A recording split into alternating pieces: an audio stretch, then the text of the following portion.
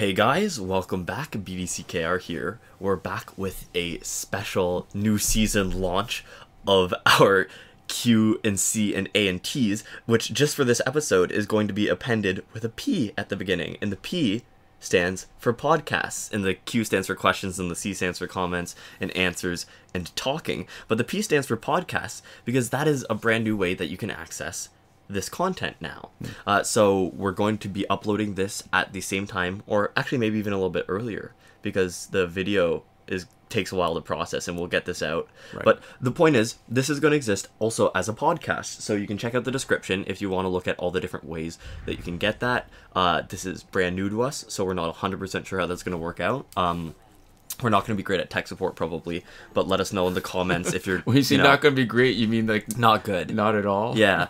But in addition to that, we have what sort of... I guess we could call it a Christmas present to you, or whatever holiday you celebrate. Maybe just a winter season gift. Festivus.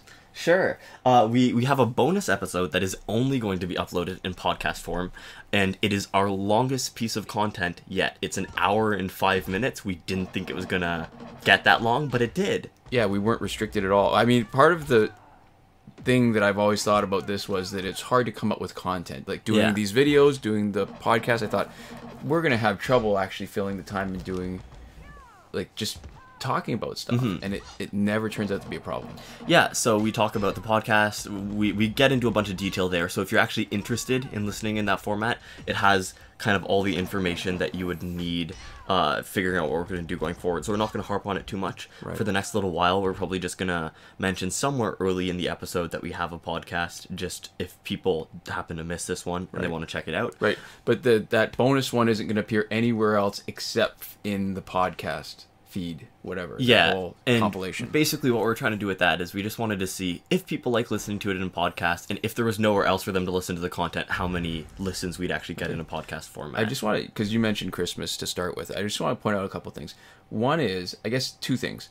One is that I see people complaining that there's some sort of attack on Christmas, and I think that's a whole load of baloney. I mean, the fact is, there's nobody keeping you from saying Merry Christmas. We're saying Merry Christmas. The other part is, Christmas is no longer only a religious holiday. Yeah. There's a secular version of it, and there's a Christian version of it. It's like a religious version. Yeah. And they're not really the same thing. I mean, really, what part of Jesus' story has Santa Claus coming down the chimney into the manger and dropping presents? Yeah, there's a lot of people who get very angry about a lot of things, and for some reason Christmas has been one of the fights that people have decided to... That's the hill that they picked to die on. Yeah. And it's not a good one. Yeah, and listen, you want to say Happy Holidays to me? Great. You want to say Merry Christmas to me? That's great, too. Yeah, you want to... like... Oh, what'd you get? All right, what was your favorite thing for Christmas? Today, we're filming this and laying the track on Christmas. What was your favorite present? Oh, okay, so for longtime watchers, you will know that our profile picture is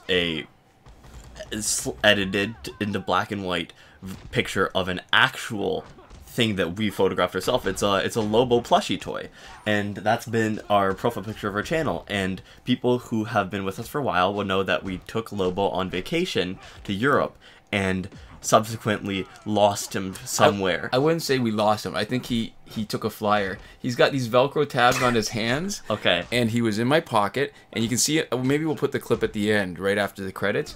But I think he was looking to escape. He latched on with his Velcro hands onto something unbeknownst to us. Okay. And he made good his escape. Yeah, that's what we would like to believe. So our time with that Lobo was at its natural conclusion, but there is a new Lobo who has come to replace him, rising up from the ashes with much less dirt on him, more clean, in box. No stains. No stains. Yeah, so we have a brand new, fresh Lobo to love and to cherish, and that was a gift to me from you. Yeah. So that was I think that's the coolest thing I got for Christmas. The thing's more than 20 years old as a product goes, so it was harder than I thought it would be to find it.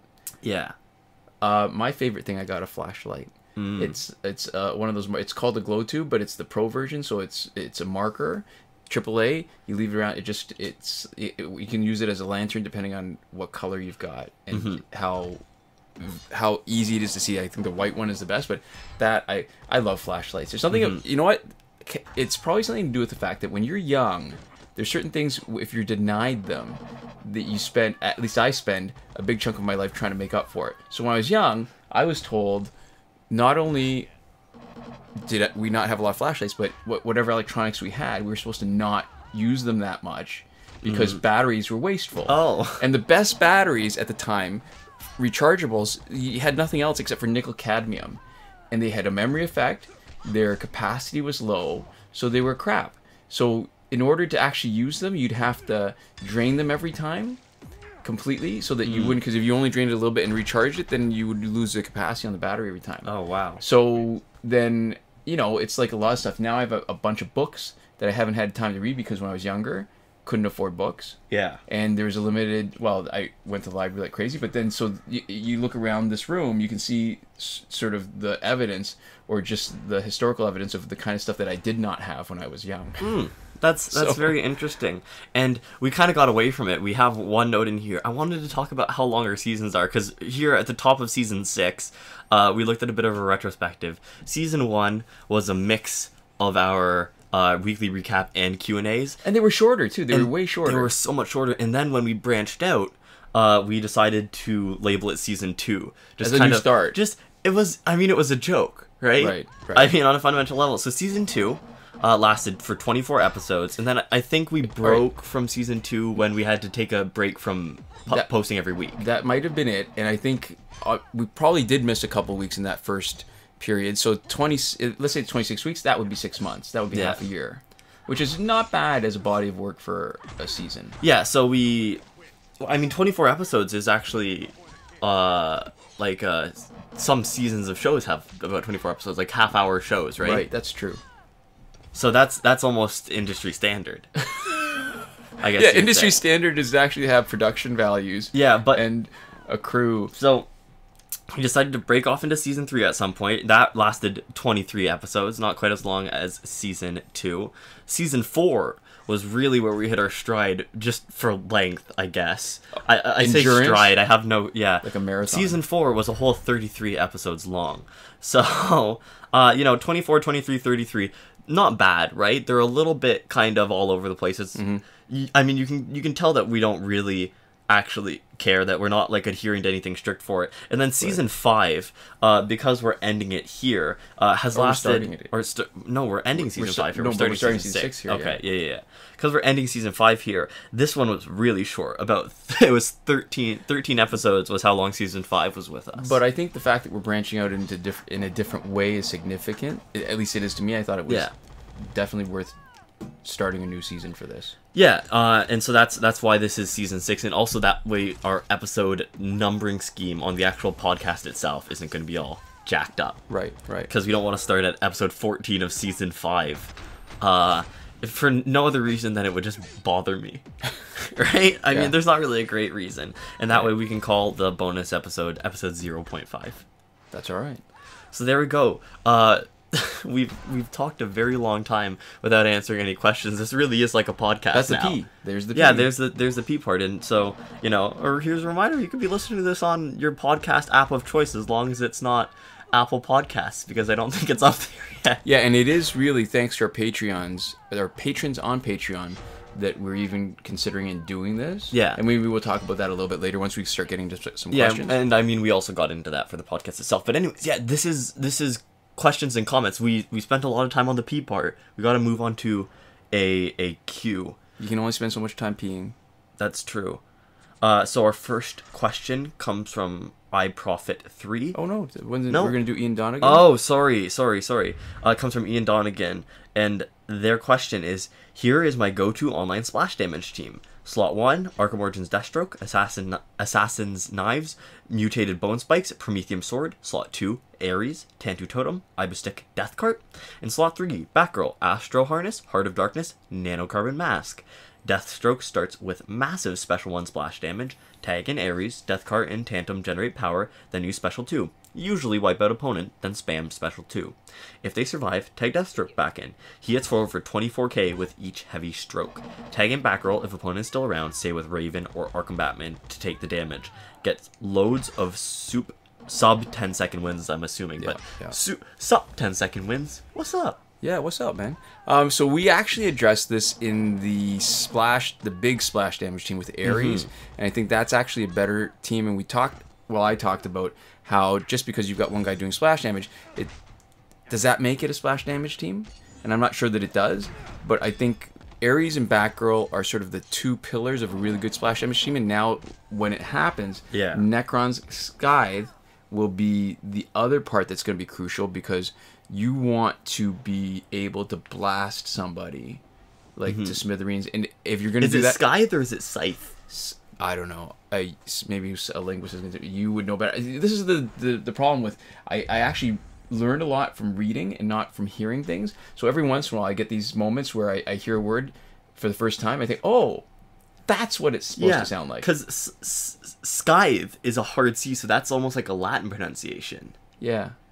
But I don't know. I think it's Scythe, but I'm not 100% sure. So that's on me. It's not a biggie. Okay. So, but then the other way, now that you get as good or a better splash team with Bane and Batgirl on the same team, and then do like a Hawkgirl hot swap back and forth. Yeah. And if they both generate power, so you give each of them one of Tantu Totem and Astro Harness. Or sorry, that's right, Master's Death Guard. I don't know what I was thinking. Then what you could do is actually have Bane be a special 2 splash, and Batgirl be a special 1, because you only have one splash damage on special 1 gear, and special 2 you can do it with the mace from the 4th World Gear set. Yeah. So that'll be interesting. But I think until Necron's Scythe or Scythe or whatever comes out, then we won't be seeing really the best splash team until then. Here, if we're aware of 2 pronunciations, but we're not sure which one's right, we're pronunciation agnostic. Yeah. Sort of the way we're winter solstice holiday agnostic. That's true. Okay. But I'm a big fan of the secular part of Christmas where I get lots of stuff. All right, so go ahead. Okay. Our second question comes from iProphet 3, and they say, well, I'm still figuring out my Patreon problem. I have some fodder. I'd love to hear you guys talk about art, if you're into that at all. Perhaps Salvador Dali, surrealism, any personal favorites? Okay, so I've got a few ideas, but they're not really a direct answer to the question. Yeah, I don't know if I'm that into art. I feel like in that sense I'm sure many other senses, I'm a little uncultured. And so not a ton of stuff specifically like stands out a lot to me when I think of like proper like stuff that's art. Actually where quote unquote art, like art where it's serious and it's taken seriously. All right, so here's the thing. I actually am a big fan of very commercial art. So there's one guy who does posters, Drew Struzan, and you can tell he's got the very distinctive style. He doesn't do all of them like that, but it's like it's almost hyper realistic, but it uses outlines like comic books, and there's a lot of the pencil crayons, the lines that you can see in it coloring it. Yeah. So he's done a bunch of. I mean, if you see, he's got such a distinctive style, and I think some people have imitated him. Oh, you know who else I really like? Dave McKeon. Dave McKeon. What does Dave McKeon do? He does a lot of advertising stuff, but he first came to my attention when he was doing covers. No, not even before that. He did the Black Orchid miniseries with Neil Gaiman, and he does this painted style. But what I learned afterwards. That was a good series. That was a great series. Yeah, I loved it. He does a lot. He did all the covers for Sandman, I believe. Maybe not all of them. Maybe towards the end there was a few other people. I think P. Craig Russell did some of the covers, but he did a lot of that style where there was a painting in the middle and a lot of objects around it. Yeah. So, can we talk about Black Orchid for a second? Yes, we can. The opening to that was so striking. The almost like fourth wall break that's done right at the beginning. Oh, okay, with because the beginning, this shouldn't be too much of a spoiler, is like Black Orchid has been like captured by somebody, and the person says, "No, I know what I'm supposed to do. I'm supposed to do this whole big villain speech and then leave you in like a slowly like burning room or something with like slightly too loose tied like knots or whatever." That was her ex Carl. Oh, okay. Yeah. Yeah, and where he's like, this ain't that kind of comic book or something like that, right? When Right. just the way that he's talking, and they really kind of address a little bit of the medium, and it's not even like parody or satire exactly, Right. because it's not funny, right? It's more. It feels like an awareness, like a self-awareness, right? Yeah, and it was really cool to have that moment where the author kind of, it's a cool moment in and of itself, but where the author like takes it aside and says, "Hey, this isn't going to be like the other comic books. Like, expect something a little different from me." And I think that was a really cool moment, and it was, I think, well executed from what I remember. So what's funny about that is that one of the first times I met Neil Gaiman was not long after Black Orchid had been published. But he'd also started doing Sandman. And I remember totally fanboying on him. I think so. When I said, I really loved the work you did on Black Orchid. It was so moving and stuff. Yeah. And soon after that, I read an interview he did where he wasn't really happy with it. Oh, really? Yeah, and I don't know if he's reconsidered it, but I think it really stands the test of time. Going back to it, it holds up really well. And part of it, I think, really is that as a team, Neil Gaiman and Dave McKeon are absolutely brilliant. The kind of stories that he tells really benefit from that kind of realistic style. Yeah. But, all right, so the thing I wanted to say about Dave McKeon, I didn't realize this, but as far as contemporary art goes, he was the person who invented that style of photography, not photography so much, maybe it is just the art, where you create a picture using lots of small photos. Oh, that's cool. And I know a lot of that's done, people do that all the time now. A lot of that's done using computers, right? Yeah, I Because see people do it as like a joke now, where they have Right. you like zoom in and it's something like weird. Right. But he was the first one that did it, and he did it without computers, which when you think about that, Wow. is brilliant. Yeah, that getting the colors right on that to actually make a coherent image, basically using them as like big pixels. Right, like a mosaic. Yeah. Yeah. Because you're that's what you're basically doing. You're using each image as kind of like an average of all the colors for that pixel that you want, and you're just Right. using each image as like a block. But then you also have to have a sense of what that's going to give you when you step back from it, right? Yeah. So that really takes a great That's eye. really cool. Yeah. Comics art, though, I guess if we were talking about that, there's a few other guys that I really like. I mean, maybe... Because, when I was younger, my preference went more towards that, the heavy line work and like a lot cell of texture. Yeah, so, I like some of the popular guys. At the time, one of the guys who was really making a name for himself was Art Adams, right? And he was a self-taught guy, but my taste has changed a lot over time, and I've actually gone towards not necessarily a lot of lines, but really clean and just... All right, so as an example, John Cassaday, who I really like. He did Astonishing X-Men with Joss Whedon. He's done a whole bunch of other stuff. I think he did The Authority that Warren Ellis wrote. So just a bunch of different things. Travis Charest, he didn't do a lot, and I don't remember... He did Wildcats for a bit after Jim Lee left it, and he also did... he started in Dark Stars, and he did... I think it was... The High Road, like a few like smaller things, but I always remember being struck by just how distinctive and beautiful each frame was. But he was a really good storyteller too. Yeah. And I'm gonna go out on a limb here. Somebody else who's maybe not what you think about when you think comics, Bill Watterson. Oh, with his watercolor like Sunday strips and everything. Everything, like, so there's the cartoony part, right, with Calvin and is it Hobbes or Hobbies? Hobbes. All right, so but then he can do Hobbies? I don't know. It's Okay. There's because Hobbes was the name of a philosopher too, right? Yeah. And that's all as much as I know. It's Calvin and Hobbes.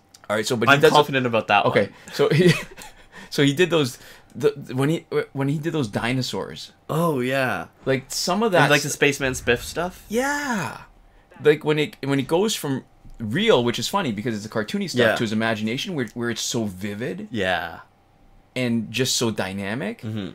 Absolutely love that. Yeah, the Calvin and Hobbes subreddit is one of the ones that I take a look at every once in a while, and they have a lot of people try to like replicate his art or just do his style. Right. And so because I'm seeing a lot more of those stuff, you really develop a sense of appreciation. There's that one picture that's really iconic of Calvin and Hobbes balancing on the log, walking across that river. Arms with out, their arms out, exactly. You're I'm demonstrating acting it out. I'm acting it out for the benefit of the people in this room, of the audience in this room. Yeah, just for me. So I've seen a lot of like side by sides of people, you know, trying to do that, or like tattoos or something. But like, that's just a small part of it. Yeah. Yeah, no, there's a lot of really cool stuff. Yeah, and I guess we're talking about visual art. It seems like that's what iProphet meant here is visual art. I mean, but I think both of us probably, if anything, know more about art in other mediums, and I think we can take maybe one of the questions later. We're going to be talking about another medium of art, right? Music. Oh, right. And you know, if you subscribe to games as art and that kind of whole discussion, I definitely do. I think a lot of games are very artful, but I think that's probably for another question, maybe for another Q&A, because it seems like visual art is... And I think that's part of the difficulty of answering that kind of question here too, right? Because, I mean, if we were doing more visuals that tied into our discussion instead of these fights in the background... Or nothing if you're listening to this on a podcast That's format. True. It'd probably make more sense to do it as a video, right? If we could do that, but we just don't.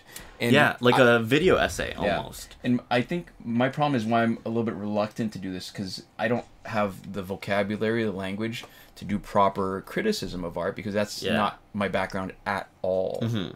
But it's funny that you pointed out about a game as art, right? Because that was that one of the panels at Scintillation in Montreal when we went to that science fiction convention that Joe Walton ran? Yeah. And was it as art or as story, or as... It was art, right? I don't remember exactly. But it was the idea that somehow the games were more than just games, that they were an artistic endeavor. Yeah, and I don't think games always have to be in the same way that, like, you know, visual art isn't always, right? Right. Because, you know, somebody taking, like, a stock photo, or, like, you know, something for like an advertisement that's really kind of just like soulless, right? Like a picture of a Big Mac, like even if it's like you know, produced, right? Even if it's computer generated, if somebody like created it, right?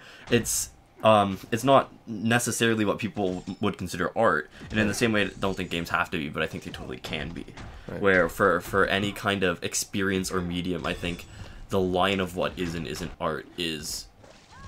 Yeah, because I consider the Injustice game, I consider that art. Yeah? I think they've done something really beautiful with it.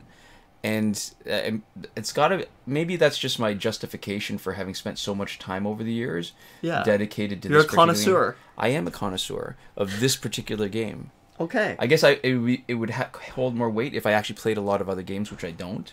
But I appreciate this for something more than just being a time waster. I play a decent number of games which people talk about like as like art games, right? Like not primarily gameplay focused. Give me an example. What Remains of Edith Finch? Oh, that was good. I played that. Mind. Yeah, I played that. The Beginner's Guide. Her Story. Her Story is a wonderful game too, though. But it's a really good piece of interactive fiction that's as much movie as it is game, and it's definitely a piece of art. Yeah, for sure. Lots if anybody's listening to this and wants a recommendation, I absolutely loved Her Story. What I loved about it not only was that it was so well done, but that I don't have the same problem that I have with the user interface I do in games where I'm having trouble. Like, if you use a computer, you can play Her Story. Right, because we were playing Super Smash Brothers. On the Switch. And what a good game. It is a pretty good game, but the only reason I can play that is because I have a history with Street Fighter 2. Yeah, and the characters Ryu and Ken, or Ryu? Ryu, I don't know.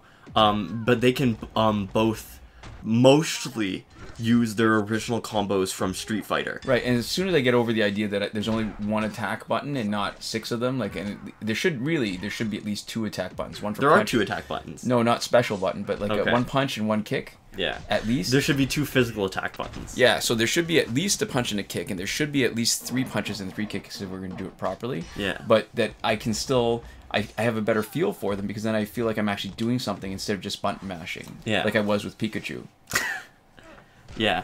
So there we go. That game is a work of art too, in its own way. Yeah, I think so. I mean, depending on where you fall in that discussion, people probably feel differently about it, right? It's not it's not like it's the same way that like you can say a film was a work of art, but it's not like an art house film. Like it's not a film that people that designation seems to be important to some people, whether like what the authorial intent was. Well, it depends on how exclusionary you want to be, right? Like Yeah. how hoity-toity and how much of what's the word?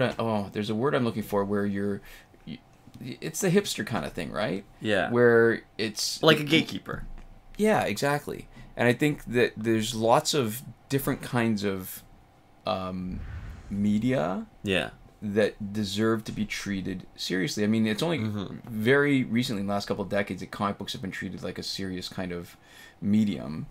And it's deserved to, but it's really just when it reaches that critical mass, I guess, where enough people who have grown up reading it can appreciate it as adults. There we go.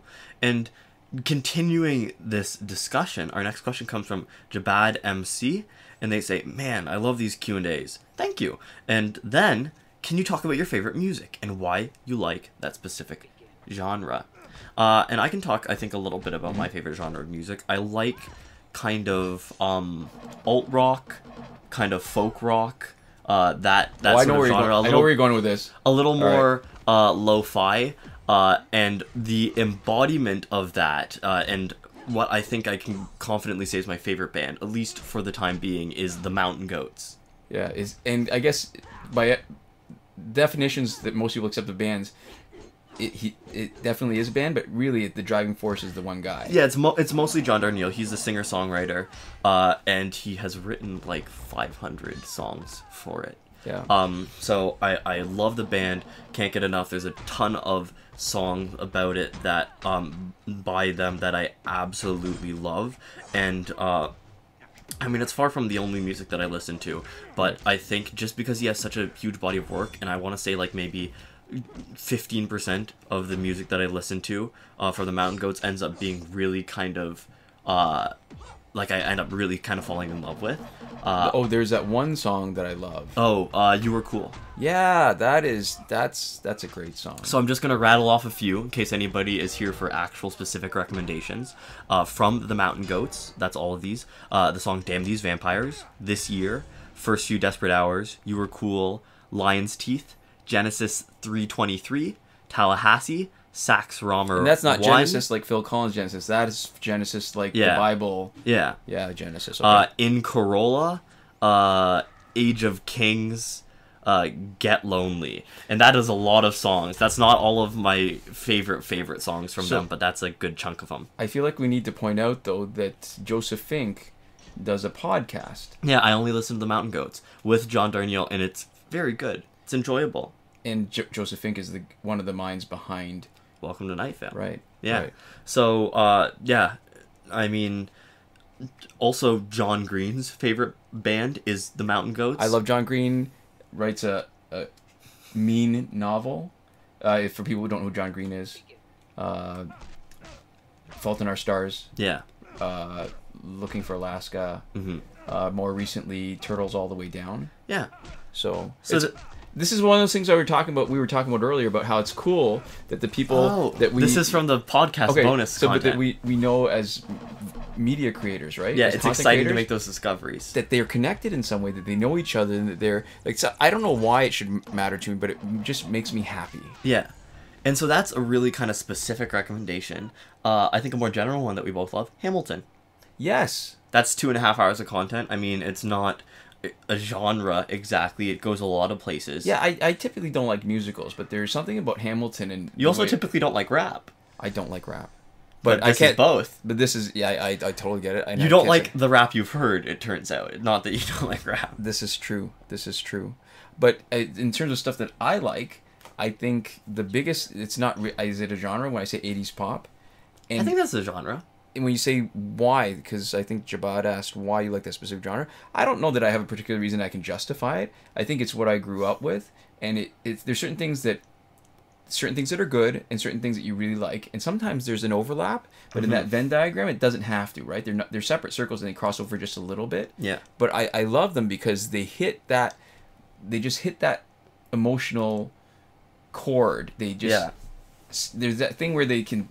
It's like a little twist in your heart sometimes when you listen to that music. And it reminds me a lot of stuff. So it's hard for me to really look at it rationally. But 80s pop. I have, I think, like 8 gigs of that in my car that I listen to in a loop when I'm driving. Yeah. Randomly. And I think for why I like the Mountain Goats, I've discovered this about myself. I like lower fidelity stuff. I like stuff that's a little bit rough around the edges. And I don't necessarily always need the lead singer to actually be great.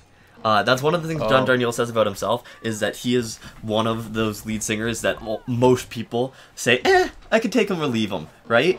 I, his voice grows on me, but I will be the first to admit that, he's not objectively the best singer. Right. So that was the criticism against Bob Dylan too, right? Great songwriter, but not a great singer. And who? Velvet Underground. Oh, Lou Reed. Lou Reed, yeah. So the interesting thing, I'm going to bring it back to comics since we are watching a comic book game. That's a weirdly reductive way to talk about Injustice. But I wanted to, you know what I wanted to mention though is that to me it doesn't hold for comic books. I actually like my comic books to be as polished as possible. Yeah. It bugs me sometimes when there's a really good penciler who has an awful inker, and it's less so now because with the higher production quality of the paper and better reproduction, that you see so much more of the art that they can't get away with having people who are bad. Yeah. But I remember I used to think I really, when I saw Al Milgrom had inked something, I thought, ooh, this is going to be really sloppy. And there's some guys that are just really good, and a lot of those guys that are really good inkers happen to be great pencilers themselves. But wow, all right, so that was music. That's what kind of music we like. Yeah. Another specific song, 3 Rounds and a Sound, is really good. It has that same kind of lo-fi, rough around the edges, right, a little that's bit less Blind produced Pilot vibe. Yeah, and I mean, there's a bunch of other stuff. We could talk for a really long time. The Academy was a band that you introduced me to. Their Fast Times at Barrington High album is very good. Yeah, you know what too? I think I'm a bit of a sucker sometimes for soundtracks. Mainly because, like I said, it's that emotional connection. The Chuck soundtrack for the first few seasons. Yes. Very good. I think that's where 3 Rounds and a Sound is from. Yes, but it's not. I don't think it's really a thing. Like the Chuck TV show didn't actually have a soundtrack, but these are songs that were in it, right? And it's easier to me to get an emotional connection with music that's associated with a story, more so than just a story in the song, although that's possible too. Yeah, and we were also talking about Welcome to Night Vale. There's a surprisingly amount of good music, not every song, but in the weather segments for the first I don't know how many I listened to, like the first maybe 70 episodes of Welcome to Night Vale. When we went to the live show, we saw Eliza Rickman, and she was so good. Oh, yeah. And we got her album and stuff, and it was just... Pretty Little Head was, I think, the song that she performed. Might have been it. Yeah, no. For sure. So there we go. That's a smattering of it. I guess we could always return, and maybe you should give a couple of 80s pop recommendations just for something specific. Just I don't know. A handful of songs. There's stuff that, I mean, it's hard to know because a lot of it hasn't aged well, and I don't really have an objective perspective on it. Yeah. But I'm always happy when Thompson Twins comes back on. And although I didn't listen much to Dance when it was there, I like Erasure. I think the lead singer came from Depeche Mode. And it has more to do with the fact that certain songs that don't get overplayed on the radio even now that make me even happier. There's like Sergio Mendes used to be popular, and because I was listening to easy listening kind of radio stations, and Sergio Mendes I never hear on the radio again, so I'm always so happy when I'm listening to my own mix and it pops up randomly, and I'm just grooving while I'm driving. It's just such a nice feeling. So there you go. Yeah, that's something. Our next question comes from Jacob Rush, and they say, Abbott and Costello, first off, let me begin by saying that I love your channel. You guys produce truly quality content, and I hope you continue to do so even if Injustice goes under. I have some Q&C&A&T fodder for you, but if you have addressed this in the past before I subscribed, this February, I think, feel free to let me know. 1. Are you ever planning to do a video where you rank each team, like Arkham, Batman Ninja, etc.? I've developed a sense for how you favor certain teams like Flashpoint, but I would be interested to hear your take on them all at once. You could also do a video where you rank Legendary Gears if you wanted. And 2, I know you're a fan of Brandon Sanderson, but have you ever read David Eddings? Oh, hold on, I think it's Eddings. I think that was a typo. I know who David Eddings is. I've actually read David Eddings. The Bulgariad. I highly recommend it as a classic fantasy book, and while the plot can be a bit cliche at times, the characters and settings are really well thought out and developed. P.S. I love it when you guys talk about your other hobbies, like flashlights. Sincerely, a dedicated fan. And I think this is really nice. Like the way that this is kind of crafted as a message. Yeah. Just it feels like there was more thought put into this than your average sort of comment, right? Like almost like a mini letter or an email kind of. A little more formal than YouTube necessitates for. Yeah. But I appreciate this. This was a nice read. It's always good to hear from people who are thoughtful and also like enjoy our stuff. Right. No, totally. And I there's so many things here that I want to address and unpack. I think we're going to run out of time, but I want to maybe do this over the time limit a little bit and maybe do a bit more, because here's my problem. And this is why we need podcasts. This is why we need podcasts. This is the podcast that we never knew we needed. Yeah. I have a ton of books. I probably have at least 100 books where I know I'll like them. There's something about them that are interesting to me that I haven't read yet, that I've got here on my bookshelf that I've been meaning to get to, and I just don't. And just to give you an example, Pat Rothfuss, when he first came out with Name of the Wind, I'd heard about it, I didn't pick it up, and I regretted it ever since, because we ended up only reading Name of the Wind and Wise Man's Fear when he was on the membership list for the World Fantasy Convention that ended up in Toronto. Jinx, yeah. And I regret it because then I could have had a first printing hardcover. So the opposite of that is, 20 years ago, I was reading so much more. I have a first printing hardcover copy of Game of Thrones by George R. R. Martin. Yeah, I got it signed by him when he was in town like years ago, and the lineup for him was maybe 30 people. Oh my goodness. And they limited it to 3 books each time. And you lined up twice. They said, well, if you want more than 3 books signed, you got to line up again. So I did, and it didn't take me any time at all. And I got that signed. I had my picture taken with him. He personalized the book and stuff. And I hear now he is so busy that if he's doing any events, he won't personalize. You can't have any pose pictures, but you can take pictures of him while he's signing. And so to me, that's sort of that contrast between what I would like to do. So I've read David Eddings, but years ago. I don't remember which one of his series I read. It might even have been the Belgariad, but I have so much trouble getting to the recommendations and things that I've heard that are good, and sometimes I end up reading the stuff that I know is going to be easy. Yeah. And not too much of a struggle or difficult. And I think on my end, university has me a little readings out, because there's a certain kind of critical mass of reading, and I do some still, right, here and there. But like sitting down with a book, I have to, do a lot of that with textbooks on a semi-regular basis. So, reading's always good. It's always enjoyable, right? It just feels like, I spend a lot of time looking at words on a page right now. Right. No, I totally get that burnout, right? Yeah, it's the way you take in that information, that conduit of information ends up being sort of rubbed raw a little bit. And you gotta take a break from it. And even though it's nowhere near the same thing to read like a psych textbook versus like, a good fantasy novel, it feels similar enough that it's a little bit. Yeah. All right. So actually, before we get to the next part of Jacob Rush's comment, if you're listening to this, I want to recommend somebody that, if you haven't read him, Guy Gavriel Kay. Okay. Well, this is a recommendation to everybody, not just Jacob. But I just figured Jacob is, if he hasn't read Kay, Jacob would appreciate it, because Guy Kay does some of the best classic fantasies. That it's sort of a pseudo historical fantasy where it's based on certain periods of time in different countries. Ones I can recommend: Lions of Alrasan, River Under Stars.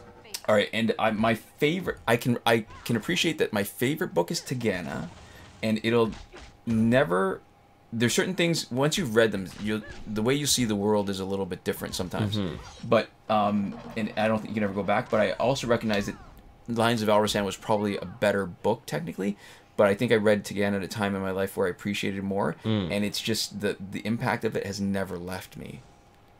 That is a pretty strong recommendation. Right. I would say that's about as strong as a recommendation gets. And getting back to Injustice, I mean, we're out of time on this fight, so maybe, I don't know whether we'll just do something blank or just put in some bonus fights to stick it in. Or I have some footage of a fight where Raven was not taking any damage, and I was, and it lasted forever because I was too stubborn to stop, but then I realized it was just going to keep on going, so I was curious at the end of it to see how much damage was done.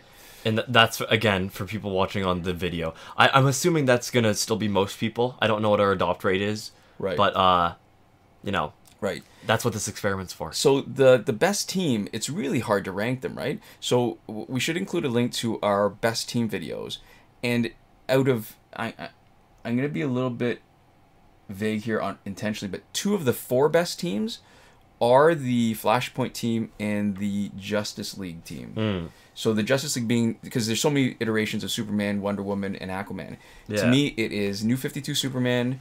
New 52 Wonder Woman, and Injustice 2 Aquaman. Yeah. And the Flashpoint team right now, there's only the 3, so it's pretty clear who they are. And to me, how I judge the best team is how fast you can get through a fight. Because there's a basic threshold. If it's going to be a good team, you need to be able to win with it. Yeah.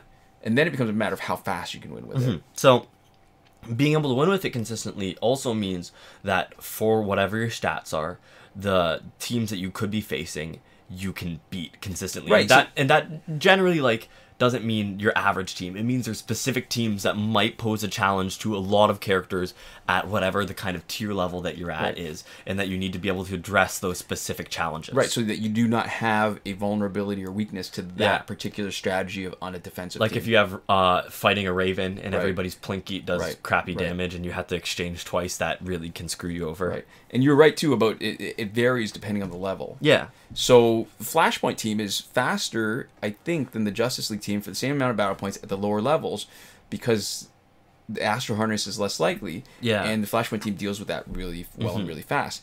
But at higher levels, I think the Justice League team is a little bit better because the Astro Harness always delays the game no matter what. Yeah. I mean, I guess there are certain teams where you have a really high damage one-hit special, but a lot of times those builds have a weakness other places that end up being slower other places. Maybe the Splash team with Ares that we just demonstrated recently, but that's subject to change once we get Necron's Scythe there you go. But the Justice League team actually gets better when the opponent has Astro Harness because Wonder Woman just keeps on generating power for her teammates. Tantutone restores it. She keeps on generating. So when her teammates come in, they all have special suits. It becomes an entire team of specialists. So the Flashpoint team against Astro Harness, they're no better. Justice League team actually improves against Astro Harness. And that's why, to me, it's hard to judge because Flashpoint's a little bit better at the lower levels. Yeah. Justice League is better at the higher levels, and you can get maximum battle points at both ends. But I think we've talked about maybe some of this, about what we consider the best and what's the most important stuff, all throughout our recap. It's not a bad idea, I guess, to try to put something together as... You know how sometimes we've got a video that we keep on referring to because people ask us the same kind of questions? Yeah. But I feel like this is one of those ones where it'll still be subject to change. If we do one now, because they're still coming out with new content, it'll age not as well as some of our other reference videos. For sure. And so I think it's definitely an interesting question, a worthwhile one. And I think it's a sort of like clickable question. So, you know, as an idea for a video, it's not bad. We might actually end up making it, right? Especially for, you know, like legendary gear sets where when a new one comes out, we might just be able to slot like the gear in order. So the hard part's going to be finding time. I mean, we're lucky today, actually, because it's Christmas, that we are in the same room together filming, which makes it a lot easier than I would have thought, considering how much technology helps us when we're separated. Yeah. And I think, do we want to do the last one? Or maybe we'll save it for next time. I think we've taken advantage of the goodwill of our listeners and our viewers. Yeah, we've overstayed our welcome. So, we're going to finish up here. What we do have to do, we have to do every one of these Q and C and A and T's, but we do with a relish, is thank our patrons, because we really do appreciate you guys all so much. So a huge thank you to Console Peasant, Eddy G, and Edwin Felix supporting us at the Last Word tier. iProphet supporting us at the Your Message Here tier. By the way, feel free to send us messages, any of the people we've mentioned so far, because we will read them happily for you. Right. And then we have Shawn, Farrell, and Daniel Simonson who support us on the credited level. And you know what? First episode of season 6. Laszlo Georgiades and Chris Wolf. Thank you so much too. Oh, and I'm glad Laszlo is playing again. I've seen him in the comments more. So I'm always happy when I get to bump into our Patreons in a different way. Yeah. So there we go. Thank you guys so much. And I mean, I guess if anybody else wants to become a patron, patreon.com/BDCKR. We appreciate it. Totally not necessary though. So thank you guys all so much for watching. Or listening. We'll see you next time. Komoda. We're a podcast now.